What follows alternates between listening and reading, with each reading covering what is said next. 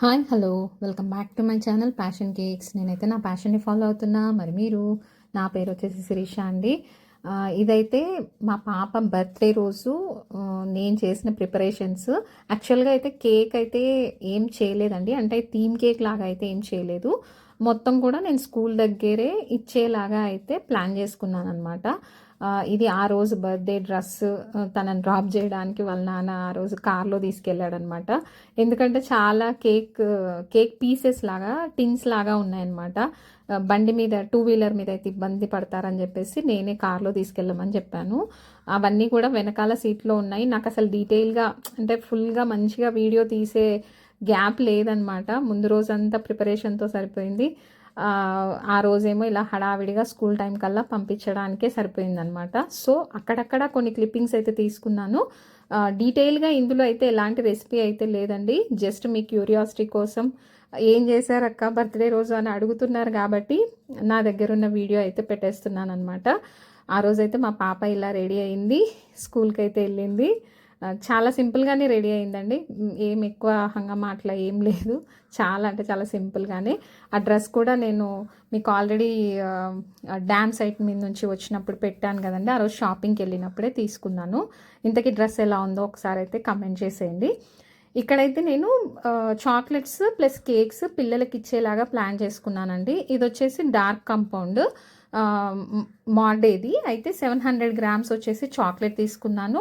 200 grams వచ్చేసి 200 to 250 grams అండి peanuts. అదే మనము పల్లీలను అయితే మంచిగా రోస్ట్ చేసుకొని, ఎక్కడ కూడా నల్లగా మాడినట్టుగా కాకుండా మంచిగా రోస్ట్ చేసుకొని పొట్టు తీసేసి పల్స్లో అయితే మిక్సీ చేసి పెట్టుకున్నానండి.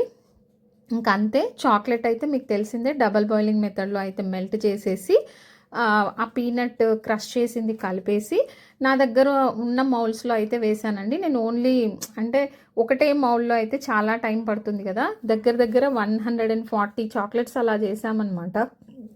మా ఏంటంటే మా పాప క్లాస్మేట్స్కి తర్వాత మా బాబు క్లాస్మేట్స్కి కూడా ఇవ్వాలన్న ఉద్దేశంతో 2 క్లాసులకు సరిపడా ప్లస్ మిగిలిన ఎవరికన్నా ఇస్తుంది కదండి, అలా అని చెప్పేసి కాస్త ఎక్కువే చేసామన్నమాట.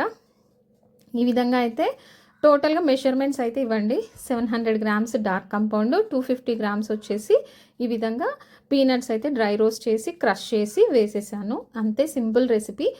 బట్ ఓవరాల్గా చాక్లెట్ మేకింగ్ వాళ్ళకైతే ఇంకా బాగా టిప్స్ ఉంటాయి. నాకు తెలిసిన టిప్స్ ఏంటంటే, ఇలా డబల్ బాయిలింగ్ చేసినప్పుడు కానీ జనరల్గా కానీ చాక్లెట్కి వాటర్ అనేది ఎనిమి అనమాట. సో వాటర్ అనేది మాత్రం కాంటాక్ట్లోకి రాకుండా కొంచెం జాగ్రత్తగా చూసుకోవాలి, ఫస్ట్ టిప్.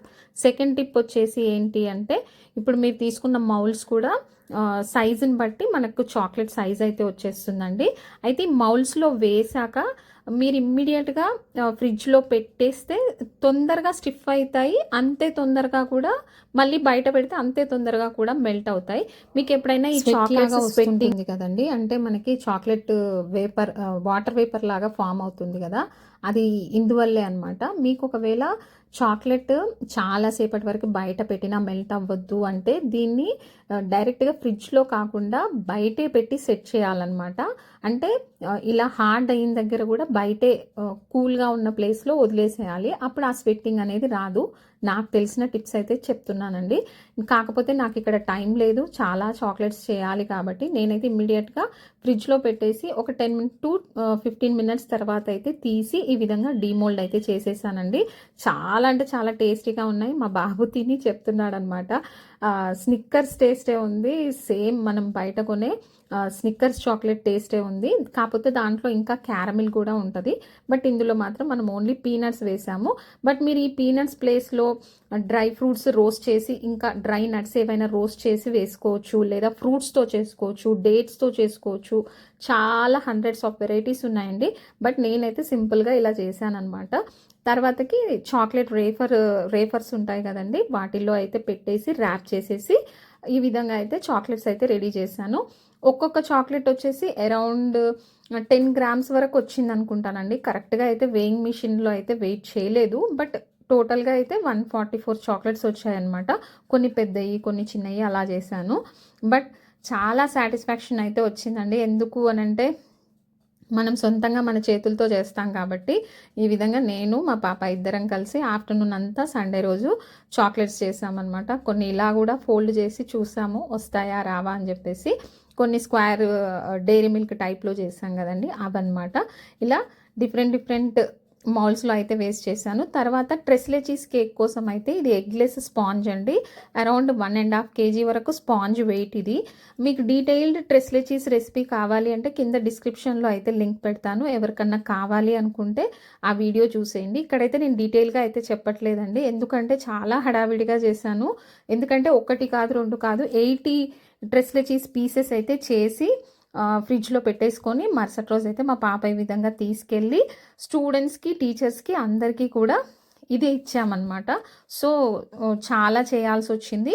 ఆల్రెడీ టిన్స్ కూడా నేను లైవ్లోనే ఈ కంటైనర్స్ కూడా ఎక్కడ తెప్పించుకున్నాను, కాస్ట్ ఎలా పడింది, ఇవన్నీ కూడా డీటెయిల్గా లైవ్ వీడియో అయితే ఉందండి. దాని లింక్ కూడా నేను కింద డిస్క్రిప్షన్లో ఇస్తాను, ఒకసారి అయితే చూసేయండి.